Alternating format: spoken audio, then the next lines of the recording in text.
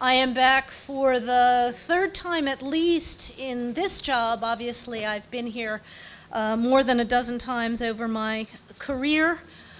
We had a very productive day of meetings today at this very important moment for your country. The U.S., as you know, has been very proud to work alongside the European Union with all of the political forces here to try to overcome the political crisis of the last year, resulting in the Prigino Agreement. There has obviously been some progress to implement those agreements, but now it is time to complete the work and set Macedonia on a course for free and fair elections. The major parties have been talking about how to get to elections for some time, even before I arrived.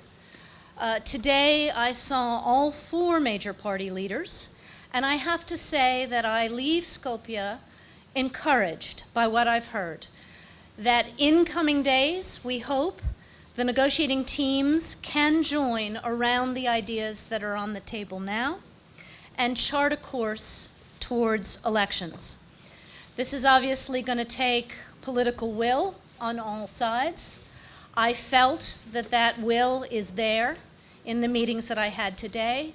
And of course, Ambassador Bailey and our team will continue their strong work alongside the EU to try to help the forces come to an agreement as quickly as possible. Obviously, my second goal here today was to help lend support to the process of strengthening justice and rule of law here in Macedonia. I had a chance to talk to some civil society activists and journalists today and to encourage them in the courageous work that they're doing. I also had a chance this morning to see Mrs. Yanova and her team. Her work is vitally important to bringing true rule of law, accountability, and a clean justice system to this country, something that is absolutely essential if Macedonia is to achieve its Euro-Atlantic objectives, to reach its goal of being an EU member and a NATO member, something that the United States has long supported. I'm delighted to take a couple of questions.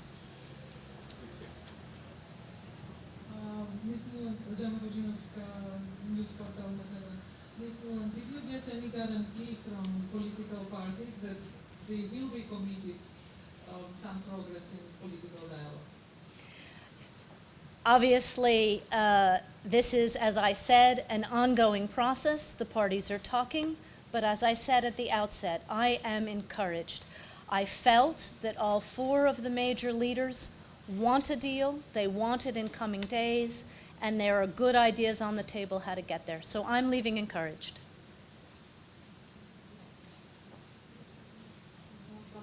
I have two questions.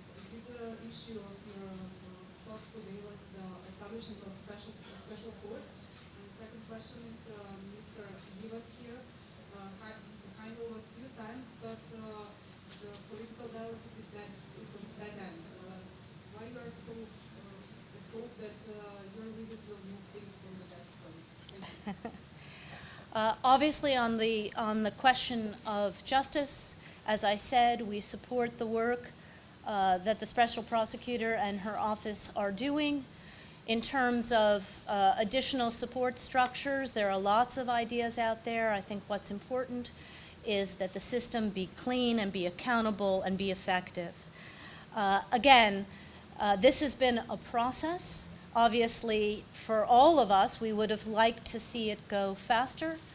But as I said, even before I arrived, hard work was ongoing with US and EU support on a package of ideas to get Macedonia on course for an election, to fulfill the work of the Prigino Agreement. What I was hoping to do today was give that work support, give it a nudge, and I do feel that the leaders want it, and we will stay with you as we work to close it in coming days, we hope. Sorry, I'll switch to Were there any discussions with the leaders, maybe, and the special prosecutor about creating a special court or a part in some of the courts to proceed all the cases connected with the wiretaping scandal? And the second, are the United States, are you considering any sanctions maybe or some other consequences for the country if there's not a deal? 1 year ago exactly you were here and kind of encouraged also, but there's no any progress. What will happen if this situation is happening again? Well, on your court question, I think I just answered it. There are a number of ideas about how to get from making cases to closing cases, and we are open to ideas that can be agreed and that strengthen the system. On your second question, obviously our hope is to solve this, so we don't have to go in that direction.